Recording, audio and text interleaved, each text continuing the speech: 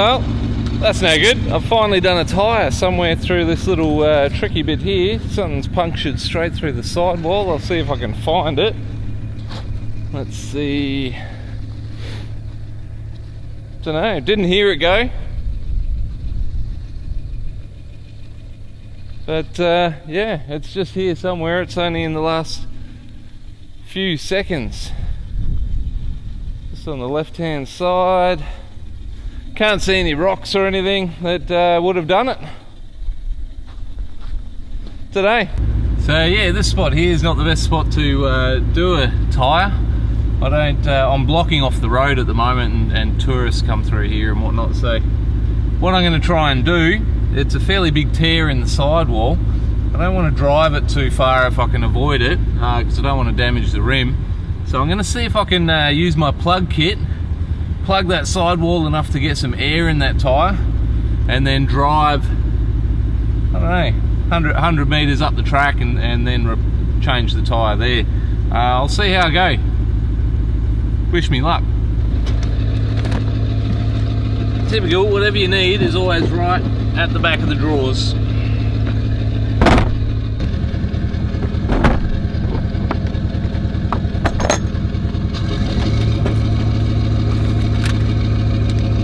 These little babies, this is what I'm going to try and use here. These plugs are gold. So that's the slice in the tyre there. You can see it's actually quite a thick sidewall on these.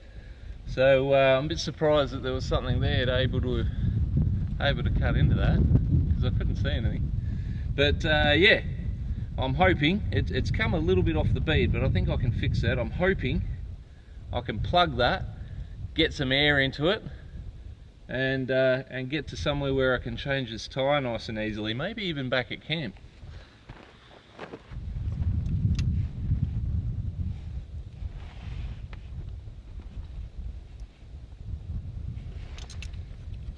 I'll probably have to use most of these to plug this hole, but if it works, I'll be out of here in no time.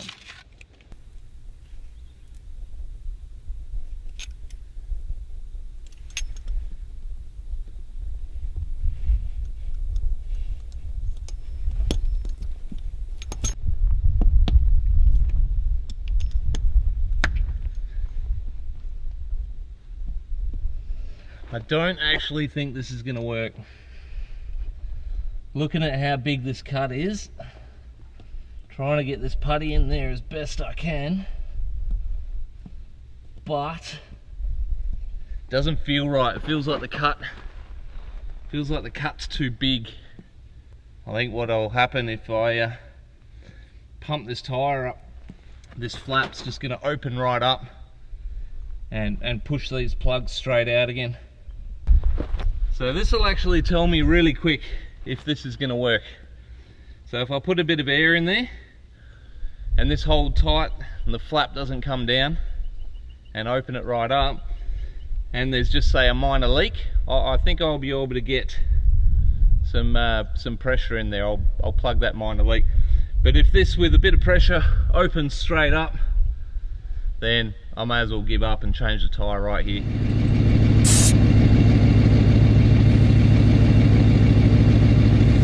This is actually holding really well. I'm tempted to pump it up further just to see how far it'll go.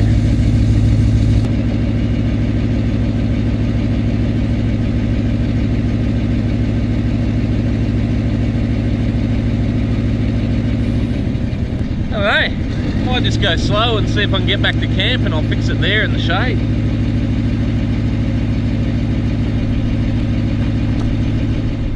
It was a fairly significant cut. I'm pretty surprised that I was able to repair it. I've done a couple of Ks now on it.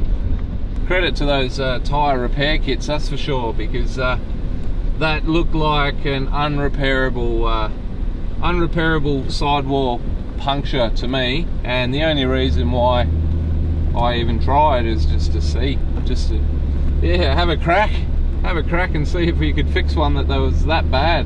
It was probably an inch long cut they'd opened up a wedge-shaped or arrow-shaped flap on the tyre, and unbelievably it's holding together, for now at least. I've got some pretty tricky terrain to actually go over before I can get back to camp. I've got to do the double creek crossing across the Pentecost, sorry, and that's going to be a tricky one. It's fairly rocky boulders, and so that'll put a lot of pressure on that repair, and if it doesn't survive the crossing, that would be a terrible spot to actually have to change a tyre. So I may actually change it before that point. I'd hate to have to try and change one in the middle of a tidal river with crocs on either side of me. Gotta go very slow through this bit. All that weight is on that rear left side at the moment as she leans over.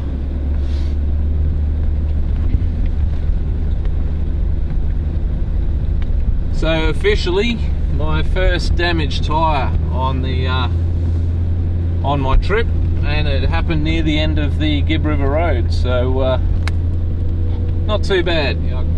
Before coming here, I caught up with a nice couple at Home Valley Station, Anto and Danielle, or Danny, from Our Big Lap Facebook page. And so I've been chatting to them, and I've been full driving with them here at Questro, and they're a great couple. Had dinner with them last night. They are living the dream. They're living everyone's dream, I think.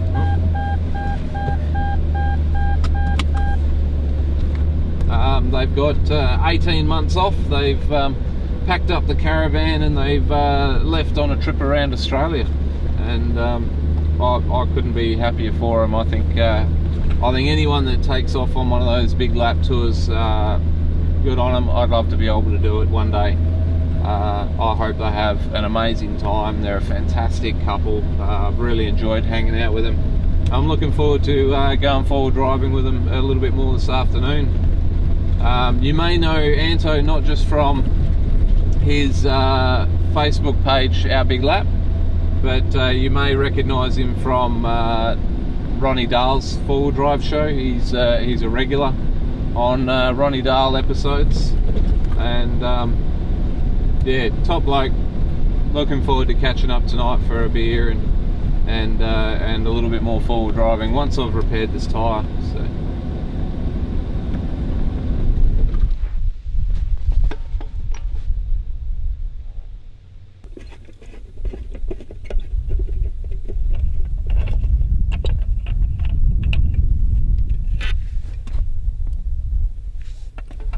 So whenever I change a tyre, before jacking it up or doing anything like that, I like to loosen these off. All that weight down on the ground gives you a lot better purchase, I find.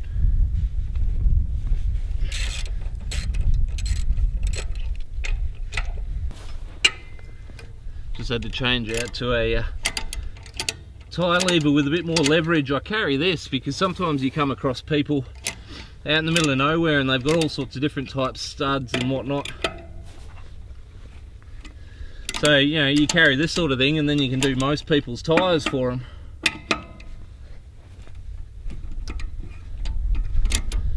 I did go to the socket like a normal person, I think. Alright, they're all nice and loose. Time to lift it up.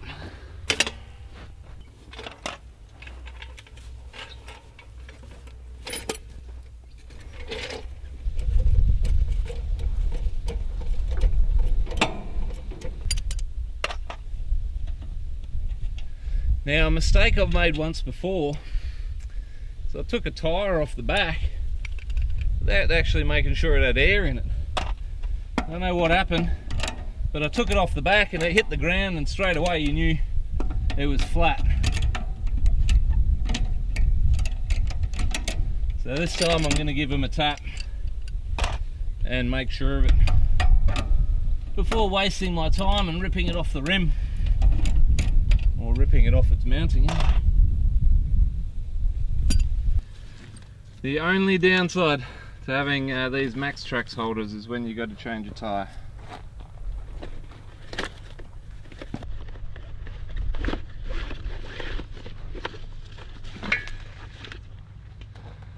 There's the rubbish bin.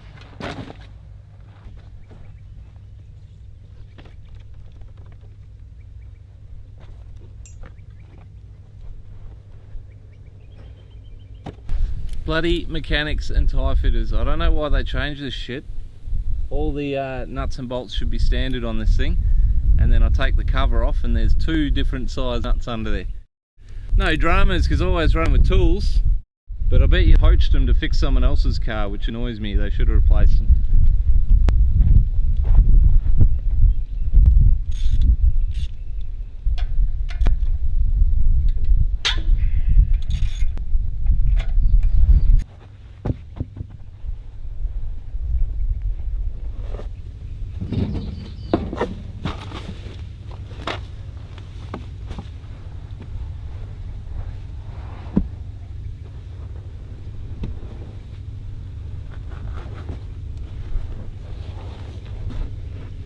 Pays to have a good look while you're in here at your brake calipers. Make sure all your hoses are good, nothing's fraying or tied. I can actually see a little bit of a cut in the join there, but the connection's okay. If you're out bush, make life easy for yourself wherever you can. Bloody pain in the arse, these caps. But what they're actually good for, that I learned from a good friend of mine, is if you're doing a lot of corrugations like we are here in the Gib and out in the Pilbara where I'm from, having a cap on like this will capture any nuts that work their way loose. And generally what happens with people that lose a wheel because log nuts come loose, the first one comes off, then the second one, then the third one. Or what happens with these caps is if one does come loose, then you'll hear it. It'll make a god-awful racket rolling around in that plastic cup. So you'll know about it, you'll pull over, you'll check it out, and you can fix it.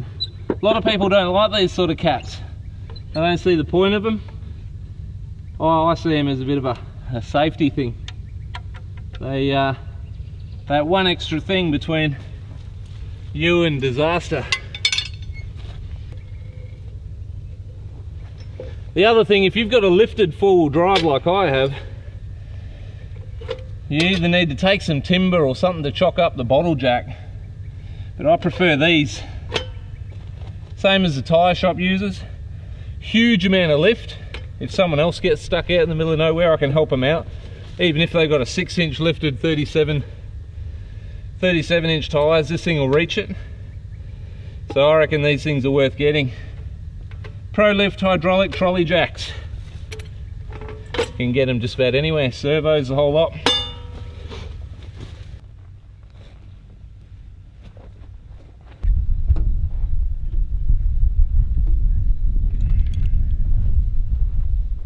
So, tyre changing 101. Too easy. Need a drink now, or beer.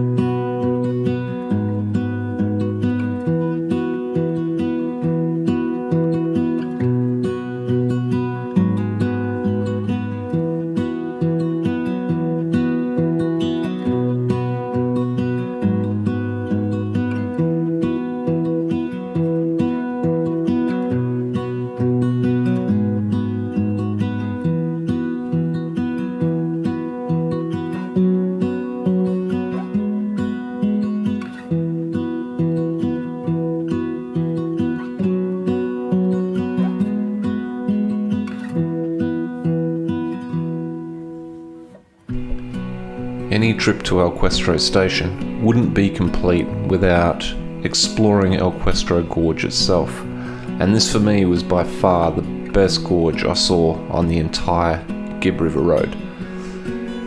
you've got some pretty big challenges before you can actually see it. Probably the deepest water crossing that I found across my whole Kimberley trip was on the drive just to get into El Questro Gorge. And if you're not well prepared, or if you don't have a high clearance vehicle, you're gonna have to take one of the tours which will drive you in there. Because if you've got something like a RAV4 or maybe even a Prado without a snorkel, then you're probably not gonna make it.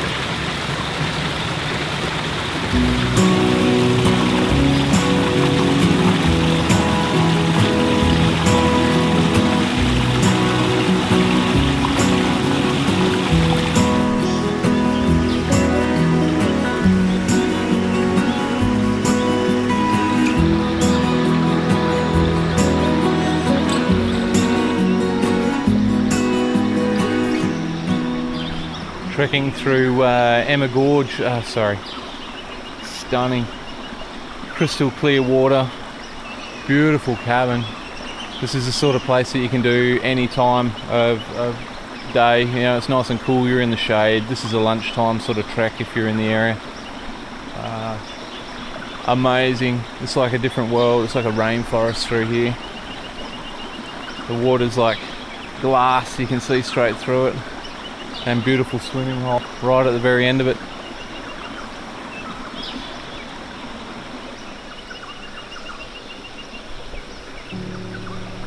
The walls that line El Questro Gorge look like they're about 100 meters tall, and the way the light filters through the canopy of the trees and that deep gorge makes for a really atmospheric walk through the gorge itself. The walking trail, if you do the entire thing, is 4.7 kilometers to the very end, and I'd highly recommend that you do it.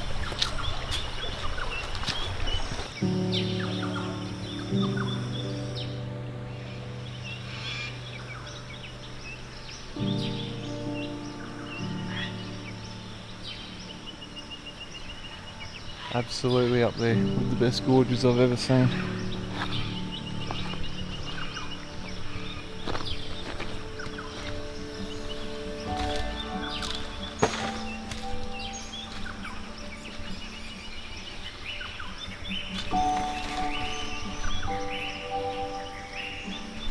Might just have enough battery power left to see me fall over.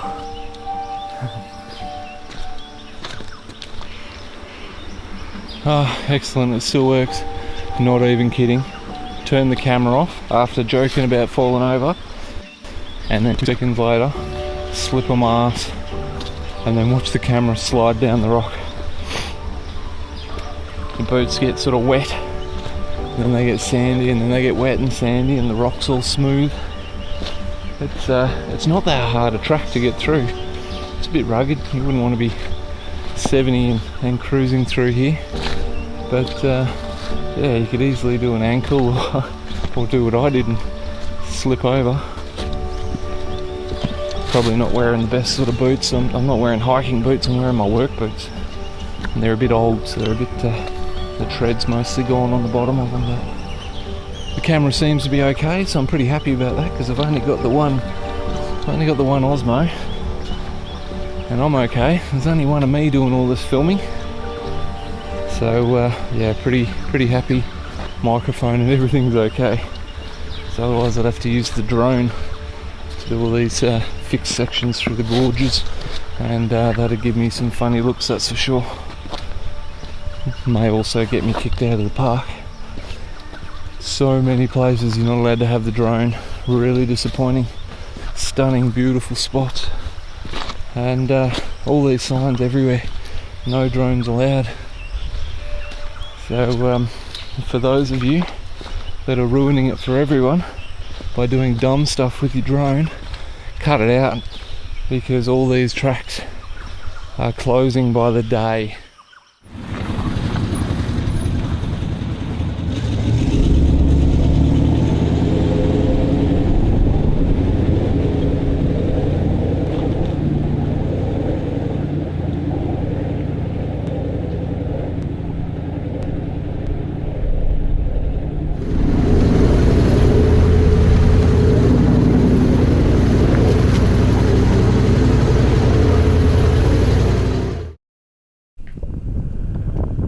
After a big day, forward driving and swimming and hiking, it was really nice to be able to come back to one of the private camping spots that Questro has to offer.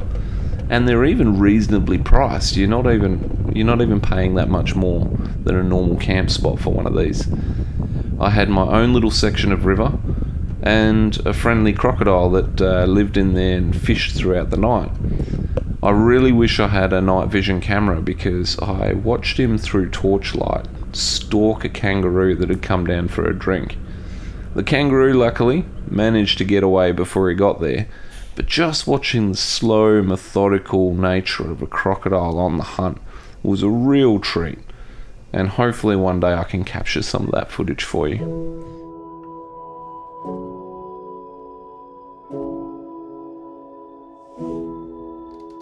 Well, that's it.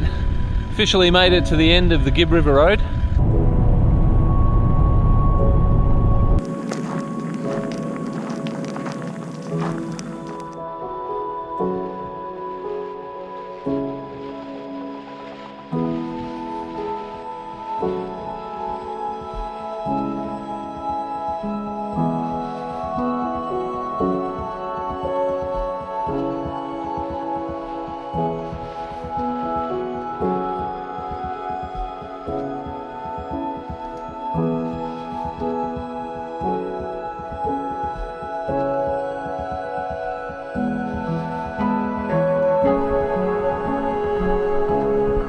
Thanks for watching my video. Hit like if you enjoyed it, subscribe if you haven't done so already, and if you'd like to help with the creation of these videos, check out my Patreon page from the link above.